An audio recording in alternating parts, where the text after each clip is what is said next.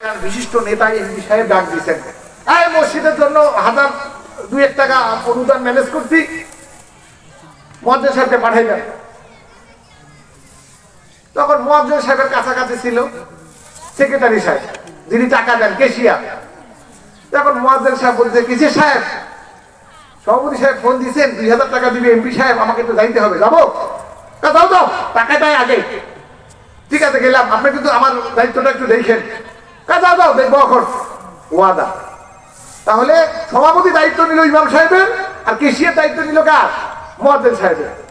ফাঁক তাহলে একজন খাদেম আছে, খাদেমের আবার সেদিন টয়লেট পরিষ্কার করার ডেট। সে টয়লেট পরিষ্কার করে দিয়ে চিন্তা করতেছে, গোসল করতে লাগবে তো আধা ঘন্টা, একটু বিশ্রাম নেই, অনেকক্ষণ কাজ করলাম। এমন সময় নামাজের সময় হয়ে আসছে, জোহরের নামাজের সময়। সেক্রেটারি সাহেব সভাপতি সাহেবকে ফোন দিছে, কেশিয়ার সাহেব, সভাপতি সাহেব আপনি নাকি ইমাম সাহেবের দায়িত্বটা নিছেন, মনে আছে? নামাজ পড়াইতে হবে কিন্তু, মনে রাখেন।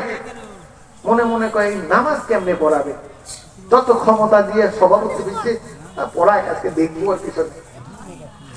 তো ওইদিকে ফির আবার মুয়াজ্জিন সাহেব এমপি সাহেবের সামনে বসে আছে, সুযোগ তো নাই, যখন ডাকবে তখন যাইতে হবে। এমপিরা নানান কাজে ব্যস্ত।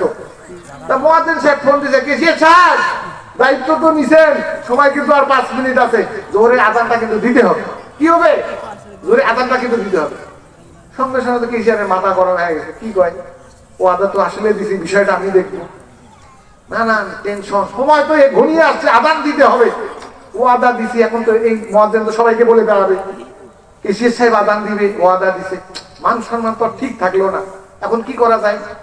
এলাকায় তো একটা ভালো লোকও নাই, যে 2-1 হাফেজ সাহেব ছিল, ওরা সেদিন নাই। একজনের কাছে গেছে, দৌড়ে গেছে, তাই হাফেজ বাসায় আছে, একটু জোহরের নামাজে আযানটা দিতে হবে, আমার উপর দায়িত্ব পড়ে গেছে। তা বাড়ি থেকে আওয়াজ আসছে, হাফেজ নাই, বাইরে গেছে, আসতে 2 ঘন্টা লাগবে। কেশিয়ার সাহেবের তো মাথা গরম, কি হলো আজকে মনে হয় মান সম্মানটা ঠিক থাকে না। সঙ্গে সঙ্গে দেখলো যে খাদেমটা, না যতই রাগারাগি করি না কেন, খাদেম তো, আজকে ওকে নিয়ে চালাই দিই, ওকে একটু বাবা সাবা করে ওকে দিয়ে কাজটা চালাই নি, মান সম্মান তো আর থাকে না। খাদেমের কাছে গেছে, খাদেমটাকে টয়লেট পরিষ্কার করে গাটা নোংরা মাটির মধ্যে বসে আছে। হুজুর, কেশিয়ার সাহেব আমি একটু ব্যস্ত, দেখছেন গায়ের অবস্থা, এখান থেকে ঠিক হইতে এই ময়লা টয়লা পরিষ্কার করতে তো আমার আরো 15-20 মিনিট লাগবে, যদি যত দ্রুতই করি। এই দেখছেন ময়লা, টেনশনে পড়ে গেল। আযানের সময় আছে 1-2 মিনিট, কাঁপতে মসজিদের সামনে গেছে।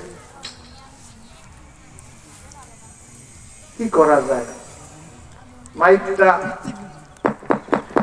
টকটক করে না, এটা মানে শব্দ দিছে, অন্তরটা কেঁপে উঠছে। কি করছে? এই শব্দ কেশিয়ার সাহেবের অন্তরটা কেঁপে গেছে। সারা জীবন আলেম ওলামাদের অসম্মান করলাম, একটা শব্দ বের হইতেছে না, একটা শব্দ বের হইতেছে। তো যাই হোক, অনেক কষ্ট করে আযান দিছে। এলাকাবাসী দেখলো আজকে কোন বান্দর আযান দিছে রে।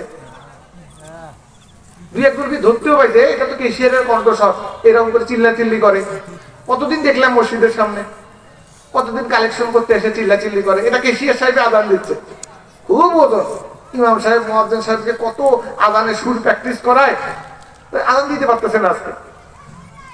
তারপরে অনেক কষ্ট করে আযান দিছে, কিন্তু ওনার চোখ দিয়ে পানি অনবরত। আমার বলার যে কারণ, অনবরত চোখ দিয়ে পানি। কেশিয়ার সাহেব চিন্তা করে দেখলেন, একটা দিন আযান দিতে পারলাম না, অন্তর কেঁপে উঠলো।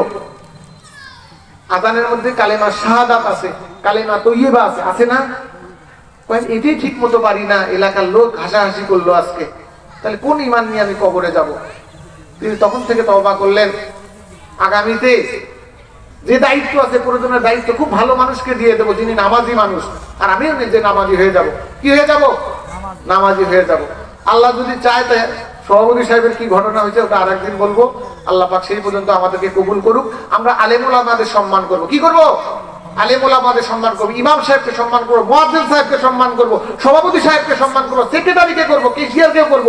আর মনে মনে দোয়া করব যে ইমাম মুয়াজ্জিন যদি কখনো না থাকে, আল্লাহ যেন এদেরকেও কবুল করে, এদের দিয়ে যেন নামাজ হয়, এদের দিয়ে যেন আযান হয়, তাহলে সমাজে শান্তি বিনির্মাণ হবে। কি হবে? সমাজের নির্মাণ হয়। আল্লাহ পাক আমাদেরকে ইসলামের জন্য কবুল করুক। সকলে বলেন আমিন। ওয়া আখিরু দাওয়ানা আনিল হামদুলিল্লাহি রাব্বিল আলামিন। আসসালামু আলাইকুম ওয়া রাহমাতুল্লাহ।